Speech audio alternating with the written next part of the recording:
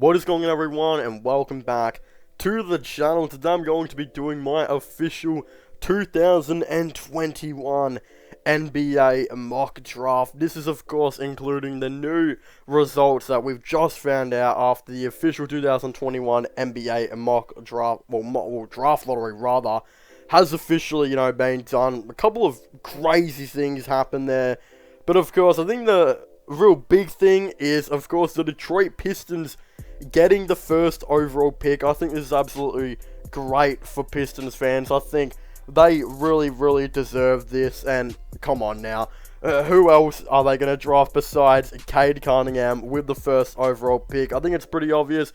He's a 6'8", point guard, can literally guard the 2. He can guard the 3 as well. He is a very versatile player. He actually averaged 20.1 points per game, 6 rebounds and 3.5 assists on 40% from 3. Of course, I think that playmaking will come over time in the NBA, but he's just a guy you just can't pass up. And considering he said now that he will not be practicing with any other team besides the Detroit Pistons, doing his draft workout, that's just insane. This guy, knows that he's going to be the first overall pick pretty much, and he wants to be the first overall pick, and he wants to be in Detroit. Like we've seen his Instagram stories, he said now that he can't wait to be a Detroit Piston. So I think that even pretty much reaffirms they are going to draft him with the first overall pick. So not exactly too much to really be talking about when it does come to him. But with the second overall pick, it does get a lot more tricky. The Houston Rockets currently have the second overall pick, and I think they will take it in a really interesting kind of scenario, because there are, I think, 2 options it will come down to for the Rockets. They can even take Evan Mobley or Jalen Green. You can't really go wrong because both of those players are absolutely incredible. So whichever one you get, you probably will be, fine with. But I think there is one out of the 2 that I think is a lot better for, of course, this, Houston Rocket team. And in my opinion, that's actually Evan Mobley. I think Evan Mobley really fits in with this team. I don't exactly see why they, wouldn't draft him, because they've, of course, they're really starting to build this core. John Wall, it looks like he probably doesn't want to be there. They might look to trade him. But when we look at, John Wall, even if he does get traded or not, and, they probably need a point guard, I still don't think they'd even look at Suggs. I just think Mobley would be so perfect for them, because you'd literally have, Wood, who would kind of come in. He'd probably play more of that, power forward position now full time. I think Christian Wood would play. But he's a good enough 3-point shooter to, of course, potentially do that. And I think that he can really work well with Evan Mobley. And I just don't think you pass up an opportunity to have a front court of Evan Mobley and Christian Wood. You just don't go about that.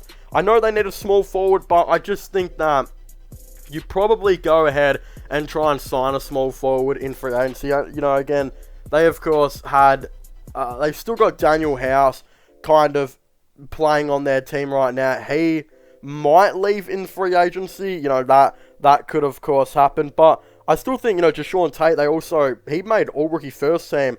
I think they might look to play him permanently at that small forward position now. So, maybe, I just think they desperately need, another big man. Want to go out and get Mobley. I think that makes the most amount of sense, for them. But I guess taking Green wouldn't be too bad either. I just think they should be taking, Evan Mobley, partnering up with Christian Wood. They need another starting 5 of like John Wall at point guard, Kevin Porter Jr. at shooting guard, Deshaun Tate at small forward. Mobley would probably be center, and then of course Wood at power forward. That's a lethal young, team. So again, you definitely do that. Moving on to the third overall pick, I have my Cleveland Cavaliers. So I am so excited that we got the third overall pick. I was absolutely going insane when we actually were able, to win the lottery, because we haven't won the lottery in a long time. And I know we won it with Andrew Wiggins, but I don't know if that necessarily really counts, because whatever pick we had, we probably were going to trade for Kevin Love anyway. So I'd say the last time we fully won the lottery was Anthony Bennett in 2013, and let's be honest here, that didn't go out like we, expected it to. So I think we will do better here, and in my opinion, with the third overall pick, I've got the Cleveland Cavaliers taking Jalen Green. I think it's a pretty obvious one. Jalen Green's the best player left now. If, of course, the Rockets, take Evan Mobley. I think Green actually fits better into this Cleveland Cavaliers team, in my opinion, than Evan Mobley. Because, yes, Mobley could probably play power forward. I just don't think it would work. Like, that spacing would be pretty bad. I know Mobley's a pretty good mid-range shot, but he's still developing that three-point shot.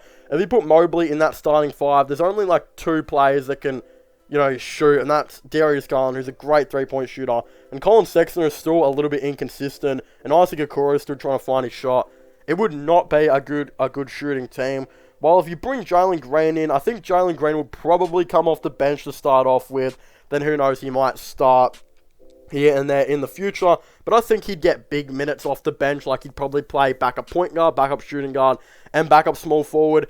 He would probably play literally all of it, just like how when the Cavs had Kevin Porter Jr., they kind of played him backup point guard, shooting guard, and small forward as well. Jalen Green actually started 15 games this year, played 32 minutes, and in them he's averaged 36.5% from 3, 18 points per game, 2.8 assists, and 4 rebounds. So, of course, I kind of think he'd just do everything off the bench for this team.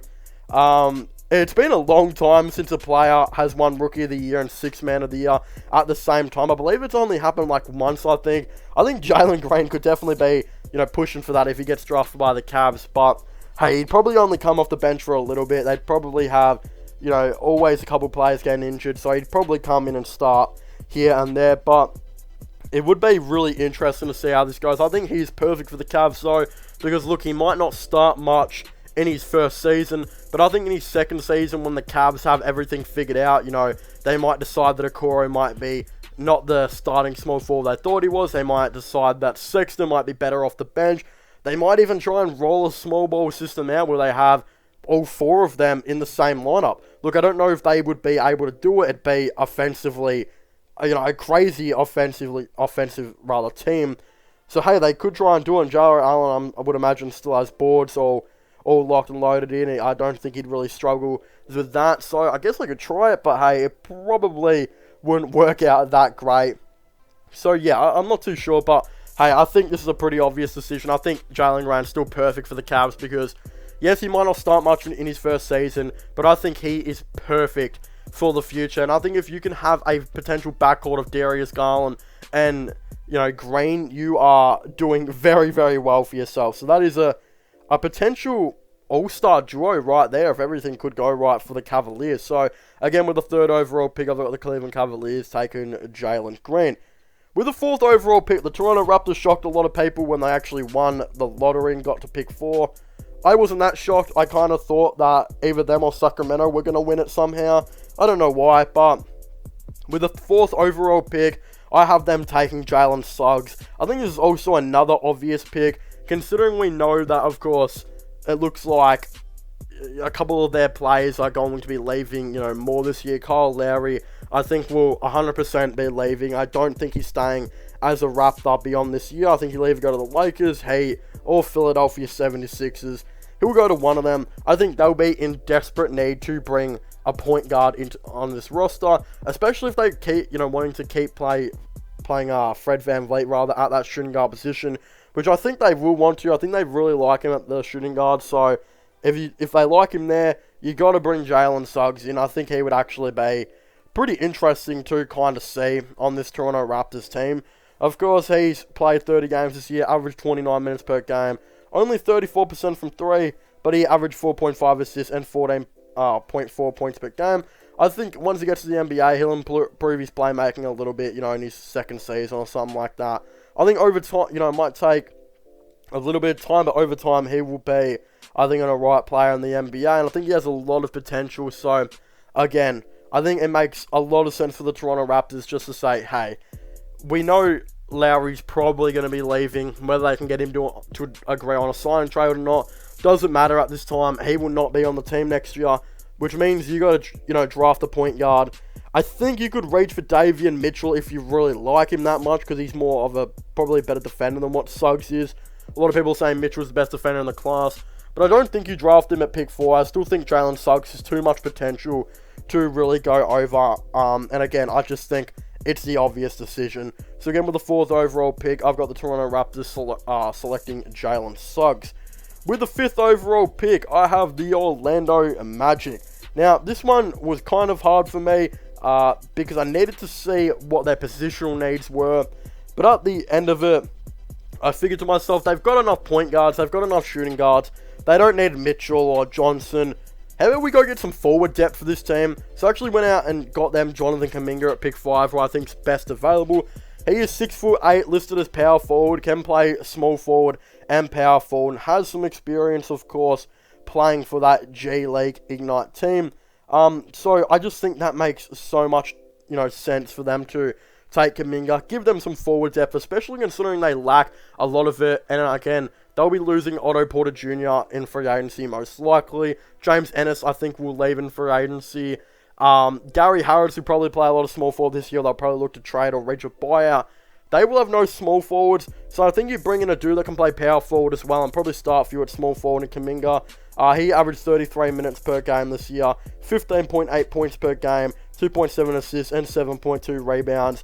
Again, his 3-point percentage wasn't great, only about 25%, but I don't think that really matters. If you can have a starting 5 of I'd probably say they'd roll Fultz at point guard, Hampton at shooting guard, Kuminga at small forward, Isaac at power forward, and maybe Wendell Carter at center. Then off the bench, you'd probably have Cole Anthony continue to come off there, Michael Carter-Williams, etc. And again, the other player who I'll get into drafting a little bit later.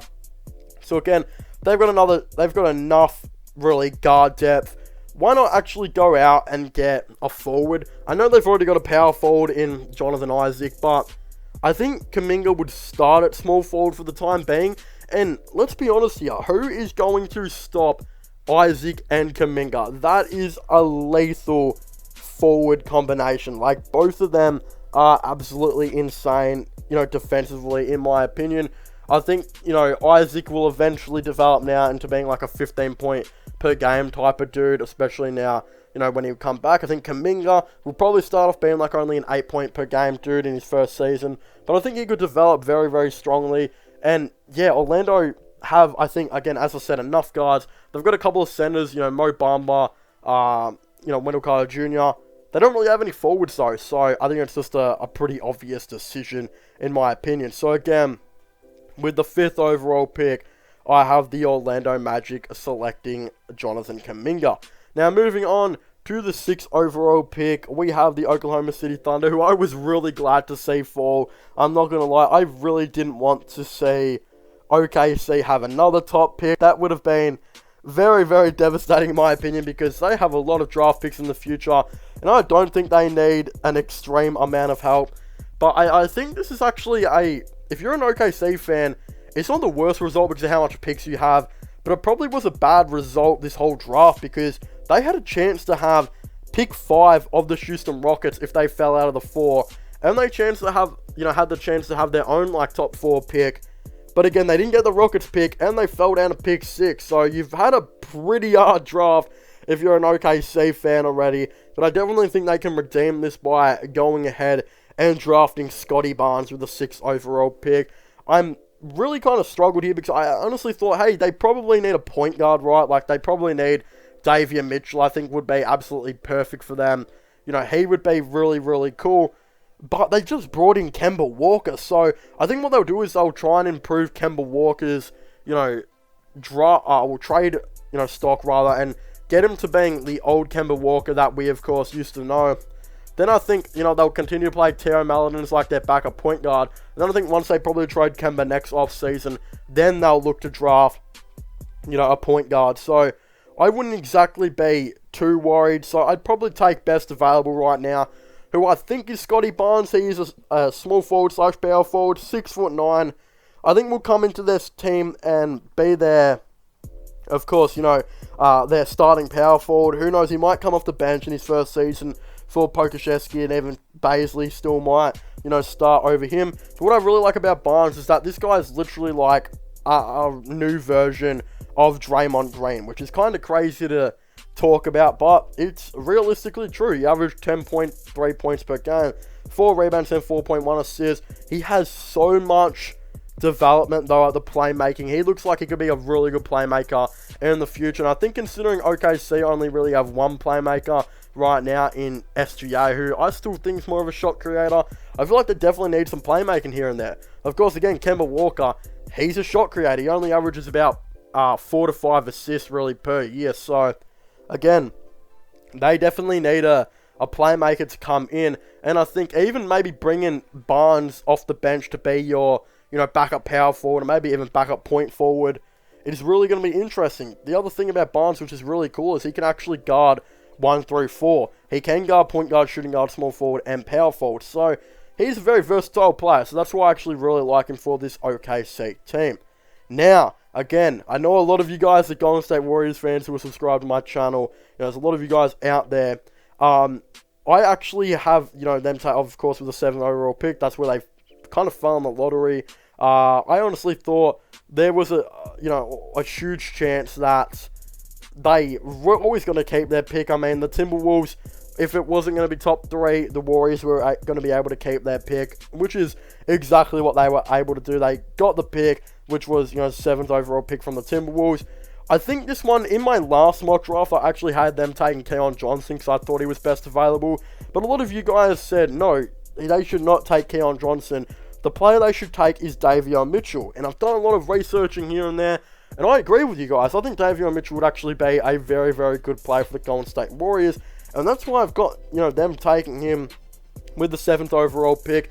He's a 6'2" guard, aka pretty much nearly the best defender in this class. I did see, a lot of experts say he is their, best defender. He's averaged 14 points per game, 2.7 rebounds, 5.5 assists, which is really, really good stats. The only issue is he's about 22 years old, so for some teams he might be a little bit too old.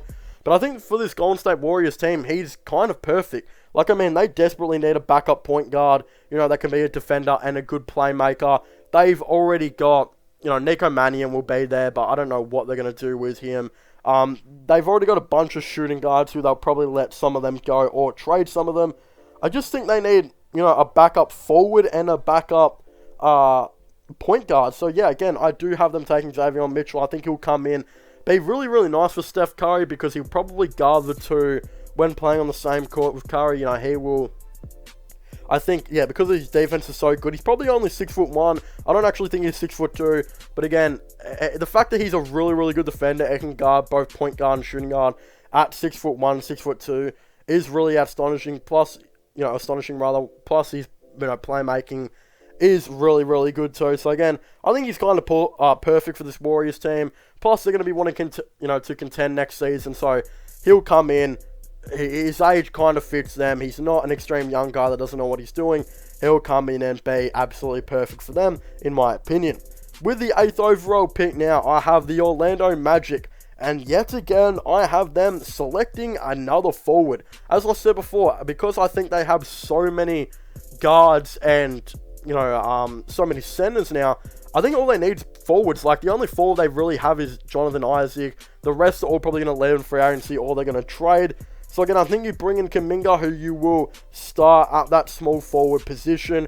And then, of course, Jalen Johnson is the dude I have them taking at 8. He is 6'9", small forward. Mainly, I think he's more like a wing type dude, shooting guard / small forward. But on this Magic team, he'd mainly guard the small forward, position. I think they would kind of, lean him into guarding that power forward position. He was, rated extremely highly before the season started. Some people thought he was going to be a top 5 pick. He had a pretty disappointing season with Duke, though, only averaging 11.2 points per game, 6 rebounds and 2.2 assists. 44% from 3 was pretty good. He's a really nice, spacing type player. But he's played a lot of shooting guard. But I think he needs to kind of, of course, now transition into that small forward position, which I think he'll be able to do. And I think he kind of fits in really well with, Jonathan Kuminga on this Orlando Magic. He might only play around 15 minutes per game or something to start off the season. But hey, he's a very versatile player. As I said, can play shooting guard, can play small forward. And I think could eventually, if they got enough development under him, could maybe play some power forward. But if he plays power forward, the worry I have with Jalen Johnson is that he turns into a bit of a Kevin Knox type dude. A dude who was in college could be a very, very good shooter and has the potential to guard the power forward position, but was always too tall for the position that he wanted to play. Like, if we look at Kevin Knox, the dude is like, I believe, 6'9", and he is having to play power forward / small forward, but realistically, he kind of fits more of that shooting guard, being a dude that can just, catch and shoot all the time. But because he's so tall and not really fast enough, can't really play the position. So I had the same issue with Jalen Johnson, but I think his speed shouldn't exactly be too much of an issue. But I would worry out for it, if I was Orlando, the fact that he's probably maybe too tall to be playing that shooting guard position. And you don't want to have a rehash of like what happened with the Knicks and Kevin Knox. So how that all works will be extremely tough for them. But again, I think Johnson and Kuminga, you just got to take him. At pick 5 and pick 8, you don't go past it. I heard they're interested in Cavs' 3rd overall pick, but I just pray the Cavs don't trade that pick. I'd really like to see Jalen Johnson on the team. But yeah, I think they should take, of course, Kuminga at 5 and Jalen Johnson with the 6th overall pick. Moving on to pick 9 now. We have the Sacramento Kings. And with them, I don't think they should be really too picky. I've just got them taking best available, who in my opinion is Keon Johnson. I think Keon Johnson would actually be a pretty cool player to maybe see on this team. Of course, he would definitely play a lot of that backup shooting guard position. He averages 11.3 points per game, 3.5 rebounds, 2.5 assists, only on 27% from 3, unfortunately, so not exactly the greatest 3-point, percentage numbers, but I think he is best available, and I think if you can have 3 guards on your team that include Halliburton, of course, Johnson and Fox, you don't really go past it. Like, those are 3 very, very good guards. And I think they will be trading Hill next season. So, Halliburton will probably be starting at that, shooting guard position. But then again, I definitely think Johnson can probably learn to play a bit of that small forward position. Seems to be a right defender. And I think over time could maybe develop into being like that. Who knows, even a backup point guard. Like, I know his stats don't say it, only 2.5 assists. But I think the playmaking ability could be there. I think the scoring ability will develop over time. Like, I just want to say how cool he looks in his Tennessee jersey. Like, something about him playing in orange, I don't know, it looks pretty cool. I think he is actually a really cool player to watch. And I think the Kings could actually get themselves another steal here, because in my opinion, Johnson was probably the 6th best player in this draft only a couple weeks ago. I've got him sliding down a little bit, but if you can get another dude like who you get at like pick 9 to, pick whatever, like pick 12, whatever they got Halliburton at last year, who was probably worth like a top 5 pick in this class, which I think Keon Johnson could be. If you're a Sacramento Kings fan, you do that absolutely every day of the week. There is no reason you wouldn't do that at all. So, again, with the 9th overall pick, I have them selecting Keon Johnson. Now, moving on to the 10th overall pick. This is probably one of my favorite picks in the whole draft. I've actually got the New Orleans Pelicans selecting Corey Kispert. Now, I know Kispert's probably, maybe not good enough to be the 10th overall pick. I believe he's ranked 13th or 14th. But you've got to take him here. If you're a New Orleans Pelicans fans, I guarantee you got to get hyped for this dude. If you can get this dude in the draft, you have had an excellent draft. Because one of the real issues, I think, with this team was that they literally had no spacing whatsoever. Like, the spacing was terrible. Their best 3-point shooter was Brandon Ingram. He's more of a shot creator. There was like no shooters in that starting 5 that they had last year. I think they'll be looking to trade Adams to bring in a shooting big man. And I think, they'll be looking for, of course, a shooting guard now that can be a lethal shooter. Now, Kispert is 6'7". I don't know how he's going to go about maybe playing shooting guard. He is more of a small forward, but hey, if they manage to bring in like Norman Powell in free agency or someone like that, which could possibly happen considering it does look like, the Trailblazers might be falling apart.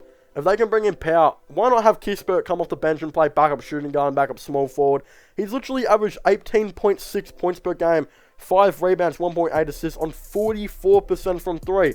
This dude's stats is absolutely insane. He is an elite shooter, and I think he literally solves so many of the current problems that the New Orleans Pelicans are having right now with their shooting issues.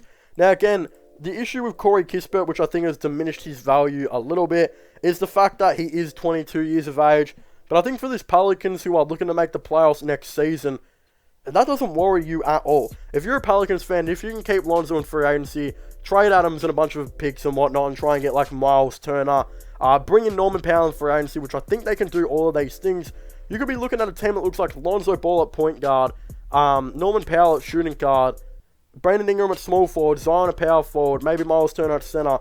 With off the bench, you'd have like Corey Kispert, Kira Lewis Jr., and whoever else they go and sign for agency.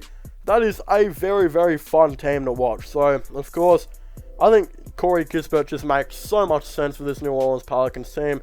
So again, I think they will definitely take him. And of course, again, all this is why I have, the New Orleans Pelicans taking Corey Kispert at pick number 10. With the 11th overall pick, this was a pretty high one for the Charlotte Hornets, that I have taken. I actually think they might trade this pick when the draft does come, because I don't really know who they should necessarily take. But I've actually decided to have them taking Isaiah Jackson, who's a 6'11" power forward, that I believe will play backup center for them next season. I think they will probably let Zeller, walk. They might let Biyama walk, which means they'll definitely need a center. I know they'll be looking to offer Jarrett Allen a contract, but if you can bring in Isaiah Jackson, play him off the bench to be like your backup power forward, slash backup center, I think that makes a lot of sense, especially if you can get maybe 10 to 15 minutes out of him per night. It would be pretty interesting to see, but as I said, I do have a big feeling the Charlotte Hornets might just trade this pick, as there's no guaranteed player who they should really take. I just thought of positional needs for this one. Jackson might not be best available at this pick, but again, I can't see them drafting another point guard or anything like that. I think they'll mainly look to draft, that backup center. And look, Jackson, I know, hasn't had a huge amount of experience there, but I think over time he will develop to get a more, knowledge and understanding for maybe playing that backup center position. And if you're a Hornets fan, you don't really need to draft anyone special with this 11th overall pick. If you can bring a role player in like Isaiah Jackson, you might consider it. Again, you could definitely trade it. But they've already got LaMelo Ball, who will be an all-star very soon. Gordon Hayward, who's one of the best catch and shooters in the game. And I still think they have a lot of potential to go out and sign another all-star here and there to play with LaMelo Ball. Plus Terry Rozier. Terry Rozier is a very underrated player. So if you're a Charlotte Hornets fan, you should be very proud of what your team has done. I think they will definitely be a very good team next season. I just don't know about this 11th pick and who they should take. Again, Isaiah Jackson is not best available in terms of positional needs in that, backup center slash power forward. But again, they could very well be looking to trade this pick. With the 12th overall pick, I have the San Antonio Spurs selecting Josh Giddey out of Australia, who's a 6'8" point guard. Josh Giddey is going to be potentially one of the biggest steals in this draft. He has played for Australia and, for the Adelaide 36ers, I believe. This dude is literally like LaMelo Ball. It's actually freakish how much this guy is like LaMelo Ball. And they both played in the same league, and we saw how much that league, of course, helped LaMelo Ball out. I can't even think to imagine how much it would have helped a dude like Josh Giddey out. He's, played 32 minutes per game, averaged 7.5 assists per game, 7.4 rebounds on 11 points per game, and that's against adults. That's against the same guys that LaMelo Ball played against, and we saw the transition on how good LaMelo Ball was, of course, in the NBA. Josh Giddey, who's only just about to turn 19, is going to be exactly the same. Maybe not as good, because he's a little bit more raw, but I could definitely see this guy coming in and having a huge impact on this San Antonio Spurs team. Plus, according to, Popovich and the reports coming out from him, he really wants to trade for Ben Simmons, who is very similar to Josh Giddey in terms of they're both really tall point guards. But again, I think if they don't get Ben Simmons, go get Giddey, because they desperately need a point guard on this team. I know that they have, DeJounte Murray, but he's more of a shooting guard in my opinion. His defense is really, really good. Not necessarily a great, playmaker, so I think he should go play shooting guard next season. DeMar DeRozan will be out. Derek White will be back. Deng will probably be out. Who knows? Patty Mills could even leave. Rudy Gay, I think, might leave. I don't know if they've got 1 year left or anything like that. If they do, they'll probably stay. But again, they'll be in desperate need for a backup point guard next season, because if they don't get, if they move Murray to the shooting guard, they literally like don't have a point guard. So I think Josh Giddey, who's already been playing big minutes in a professional league, you just make this happen. So I think it makes the most amount of sense, for them to really get Josh Giddey. And again, moving on to the 13th overall pick now, we have the Indiana Pacers. And like I said in last video, last big mock draft I did, I've got them taking Franz Wagner. I think he'd be really good for them. He's a 6'9" small forward, an elite defender. Like, he's a very, very good defender. He's still trying to get that kind of shot, I think, going for him. Again, he did average 34% from 3, 30 minutes, 12.5 points per game, 1.3 steals, 1 block, and 3 assists. This dude would be really good for them because I think he's probably nearly best available. And I think they do need a small forward. Like, TJ Warren might potentially leave for agency, and if he leaves, they've got like no small forward. But if he stays, I still think you need a backup small forward. So I kind of just go with Franz Wagner there and kind of see how that all goes. I think that makes the most amount of sense for them. Now, if we look at last but not least, the 14th overall pick, which I have, of course, the Golden State Warriors. And this was a really hard one again for me because all the best players available are all guards. So I think what the Warriors will do is I definitely think they're going to trade this pick. I wouldn't be surprised if they trade the 7th overall pick too, but this pick's definitely getting traded. Like, I am very, very sure of it. I think we'll be in a trade to get a potential All-Star, someone like that. Maybe to the Spurs to try and do a sign trade to get DeMar DeRozan. I could very much see this potentially happening. But if they don't, I guess positional need-wise, you probably select Kai Johnson, who's a 6'10" power forward who I kind of think works in with their small ball system. Like, he'll probably play, backup center, get some minutes in here and now. I think they're pretty low on the center type depth, so you probably just do it. Again, he's only 20 years of age. He is, again, 211 centimeters, 6'11". Again, will probably play like that backup center type position. He did play about 23 minutes per game this year, only 4.8 rebounds and 8.8 points per game. Look, his stats aren't terrific, but he does definitely have a lot of potential on the defensive end, averaging about a block per game, and I think that he can definitely run the floor, not necessarily spacing-wise, which he actually did score 38% from 3 this season, which was insane. Will that remain in the NBA? I'm not too sure. I think it could, but I think he really does fit into this small ball Golden State Warriors lineup. Give a lot of screens off the players like Steph Curry. If he can shoot the 3 consistently, he'll probably do a lot of them. And then again, I think that small ball kind of comes in, but also in terms of if they don't pick him, they will probably trade the pick, because I can't think of anyone else they would really go about, of course, drafting, if they can't get a dude like Kai Jones to play some backup power forward and some backup center. But of course, if you haven't already, please make sure to leave a like and subscribe to the channel for all the latest NBA content and NBA news. Don't forget to subscribe to my IRL, /vlogging channel and my gaming channel if you haven't already, which I will all link in the description down below. Of course, don't forget to subscribe to my sports, the channel, which is this one.